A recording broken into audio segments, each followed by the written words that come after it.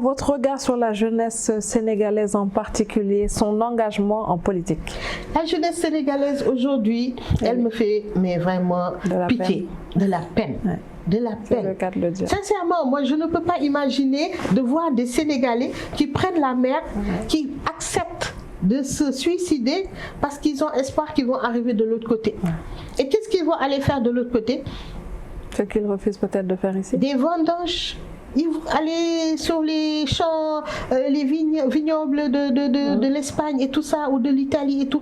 Sincèrement, comment nous, Sénégalais, avec tous les cadres que nous avons, avec tous les sachants que nous avons, les intellectuels que nous avons, nous ne pouvons pas faire en sorte que notre jeunesse accepte d'attendre un peu ou bien accepte en tout cas de faire renaître l'espoir. C'est pour ça que moi au début quand je pensais aller seule en politique avec mon propre mouvement, je l'ai appelé Dekaliakar. Dekaliakar, c'est un truc wolof qui dit restaurer l'espoir. Parce que sincèrement, c'est le cas de la jeunesse sénégalaise qui me pose le plus problème. Or, il y a des solutions. Le président Sall avait commencé avec son système de bourse familiale qu'on donne tous les 3 mois et tout. Mais le problème ici, c'est que chaque fois qu'une bonne action est décidée il n'y a pas de continuité. Non, mais ça va surtout vers des clientèles politiques. C'est ce qu'on voit. C'est comme le programme Réunion. Pourquoi pas les réadapter, créer des usines, je ne sais pas. Il y a des solutions. On a dit très bien que, par exemple, aujourd'hui, on peut très bien intéresser les jeunes à l'agriculture, parce que les DAC, les domaines agricoles communautaires, ça avait commencé, mais mettons-leur des lieux d'habitation et donnons-leur un petit SMIC, au moins quand ils travaillent, parce qu'on le base sur une bonne, on va faire une bonne campagne, mais si la campagne, parce qu'il n'y a pas de pluie, parce qu'il n'y a pas de soleil, parce qu'il n'y a pas, la campagne n'est pas bonne, ils vont faire comment? C'est un problème. Donc aujourd'hui, essayons de les intéresser dans des secteurs, l'agriculture, la pêche et l'élevage. Et même l'artisanat. L'artisanat, c'est tellement important. Et moi, quand je discutais la dernière fois avec des collègues, je leur disais, mais pourquoi on n'a pas des lycées professionnels au Sénégal? Pourquoi la formation, l'éducation et la formation de la jeunesse? Et j'ai raconté quelque chose de très drôle à mes trucs, parce que moi, mon neveu est venu me voir et puis il me dit, Tata, est-ce que tu sais que mes enfants, à l'école, on leur a demandé d'acheter Rémi et Ami, le manuel. Moi, j'ai étudié sur ce manuel, maman a étudié sur ce manuel, et je suppose même que grand-père a été grand-père n'a pas étudié sur ce manuel. Mon grand-père, il a fait, je sais pas quoi, William Ponty, peut-être à l'époque c'était autre chose, mais voilà. Même le matériel éducatif ne change pas. On nous redonne les mêmes systèmes, les mêmes curricula, les mêmes trucs, alors qu'on sait très bien qu'aujourd'hui, avoir le bac au Sénégal, ça ne rime à rien. Ça ne donne aucune perspective à ces jeunes-là. Pourquoi ne pas, à partir du BFM, faire des lycées professionnels, voir les aptitudes des jeunes, les orienter vers la mécanique, les orienter vers l'artisanat, comme tu dis, les orienter vers l'agriculture, les orienter. Moi, je suis allée à Paris suivre le salon de l'agriculture, et là, j'ai découvert les lycées agricoles. Qui étaient formidables. Et déjà à ce niveau, à ce stade, on a des pépites.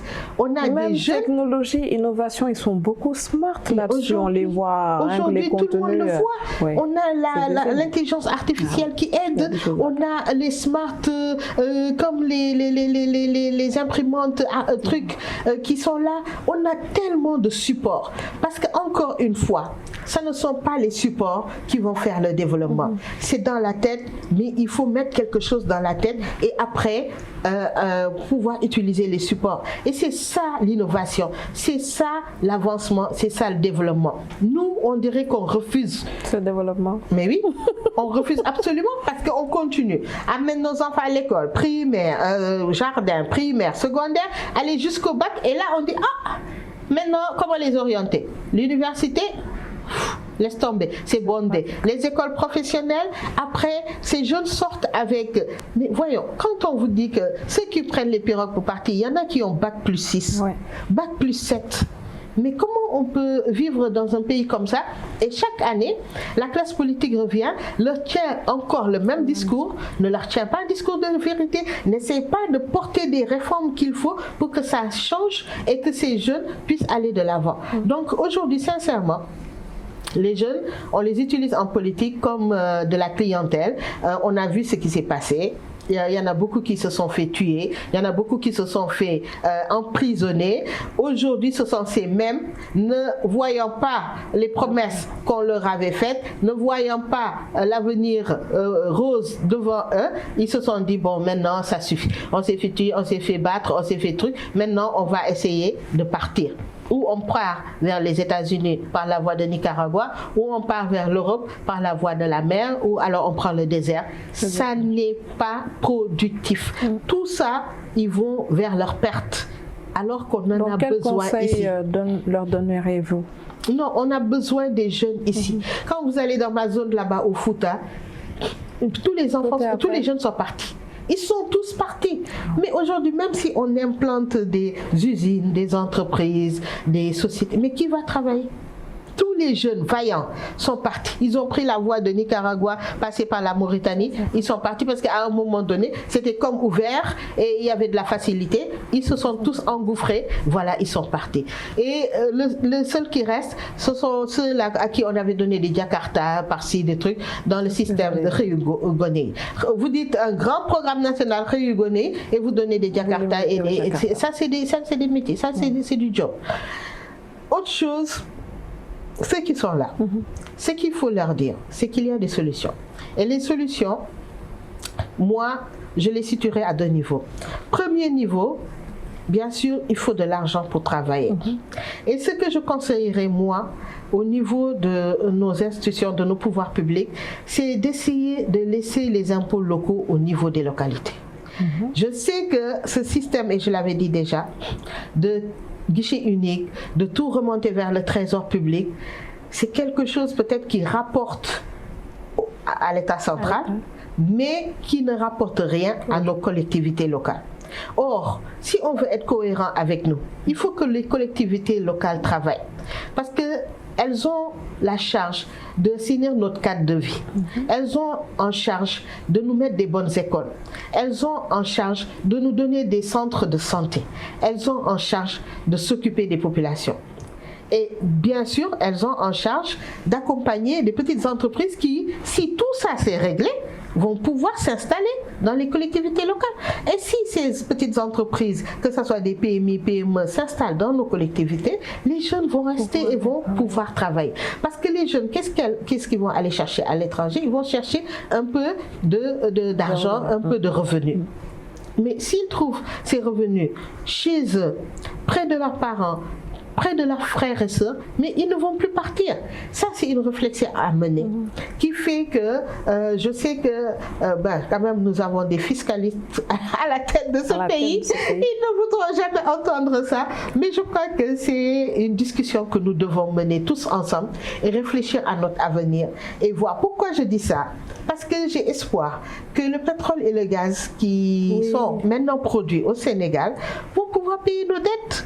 On dit qu'on est endetté, qu'on est surendetté, qu'on est 100 000 par Sénégalais à l'État. On le dit, on le dit.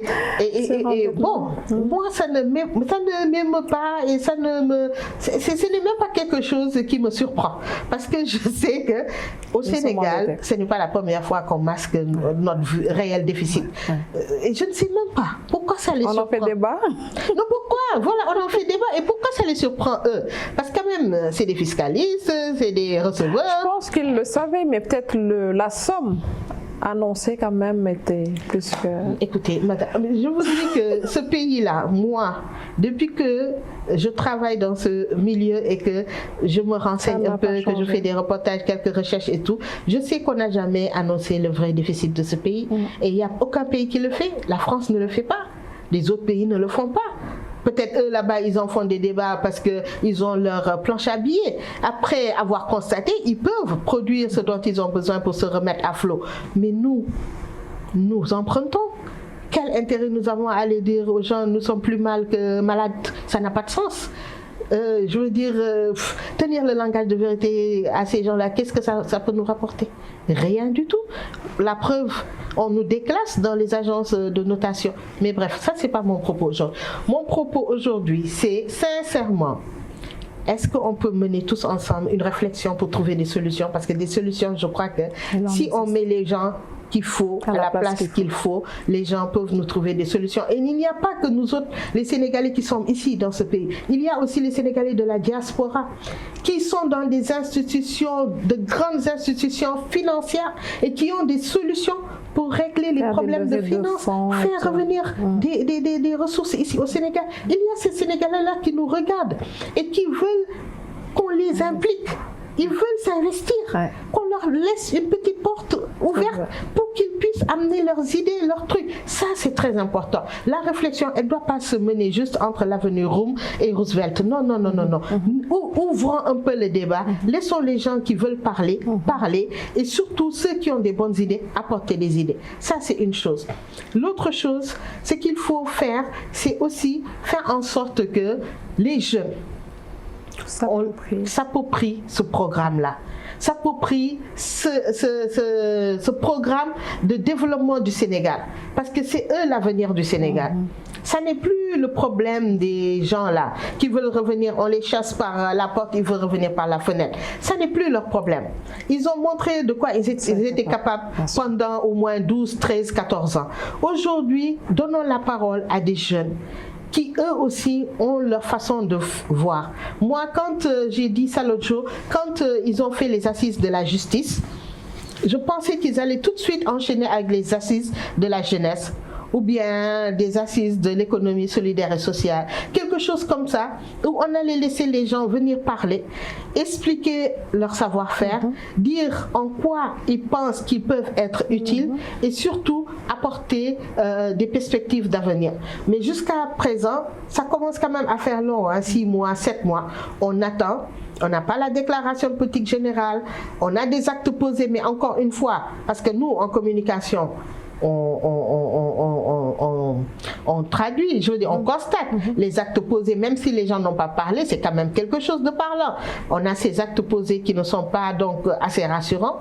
Et troisièmement, voilà, on retombe un peu sur voilà les polémiques des années passées où tel est contre tel et contre tel et contre tel. Et ça n'est pas ce qui nous intéresse. Voilà, exactement. Alors, votre mot de la fin avant de nous quitter, Mariam Selikane? Mais c'est très court. C'est très court.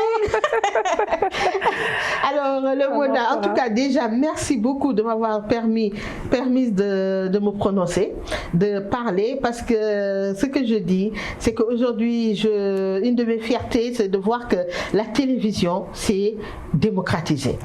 Avant, les femmes comme nous n'avaient pas accès à la télévision. Et puis aussi, je veux dire, avant, tout le monde ne pouvait pas avoir l'honneur d'être invité sur des grands plateaux comme ça. Et donc ça, c'est très très intéressant. Autre chose, c'est de dire que nous, si nous nous investissons vraiment en politique, c'est parce que nous pensons qu'il faut renouveler le personnel au niveau de l'Assemblée nationale. Il faut faire en sorte que les gens qui peuvent, parce que le rôle du politicien, proposer des lois qui intéressent vraiment les populations, superviser un peu, monitorer les actions du gouvernement, faire du suivi, évaluation, voir si vraiment les budgets sont allés là où c'est allé et des trucs comme ça. Et aujourd'hui, je crois que ce qui nous motive le plus, c'est vraiment de penser qu'il y a, grâce à la parité, beaucoup de femmes qui vont s'infiltrer par cette fenêtre-là pour entrer à l'Assemblée nationale, mais nous voulons que ce soit des femmes de qualité, des femmes qui viendront là-bas pour défendre notre cause, pour défendre aussi la cause des jeunes. Parce que quand on aide les jeunes, on aide les femmes. Ça, c'est sûr et certain, parce que c'est elles qui les mettent au monde et tout. Il faut aussi qu'on regarde notre secteur privé. Parce qu'aujourd'hui, au Sénégal, les gens, ils investissent, ils essayent de monter leur entreprise ici. Et il y a certaines politiques qui viennent les décourager. Et ça, c'est quelque chose à laquelle on doit faire absolument attention. Parce que on sort à peine la tête de l'eau après le Covid, après voilà les événements, voilà, avant les élections et tout. Si à peine la tête sortie de l'eau, on vous tape encore un marteau sur la tête, ça n'est pas bien. Ça n'est pas quelque chose que nous pouvons supporter. Donc aujourd'hui, il y a une tension qui ne dit pas son nom, qui est là. Et je crois que la communication a un grand rôle à jouer là-dessus. Il faut parler aux gens, apaiser les cœurs, ramener la paix et privilégier la voie de la concertation. Donc moi, je suis très très contente d'être venue m'exprimer sur ça aujourd'hui. Merci beaucoup. Merci à vous. Merci de nous avoir accompagnés tout au long de cette émission. Quant à moi, je vous donne rendez-vous prochainement avec un nouveau invité et un nouveau thème. Merci.